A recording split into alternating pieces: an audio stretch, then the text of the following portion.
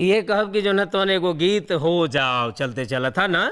हाँ हमके भूलैहा नहीं ए हो मोरे भैया, हमके भूलैहा नहीं ए हो मोरे भैया, काल फिर आ जइहा एही जगह ठैया।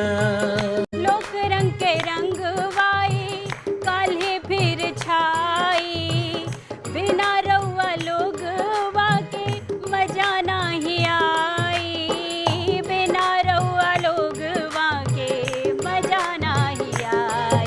त जो हब तोहरो रहिया, त जो हब तोहरो रहिया ए बाबू मोरे भैया के लोग रंग पागल बनौले बा कि सबके दीवाना बनौले बा, कि लोग के रंग पागल बनौले बा कि सबके दीवाना बनौले बा, कि लोग के रंग पागल बनौले बा कि सबके दीवाना बनौले बा।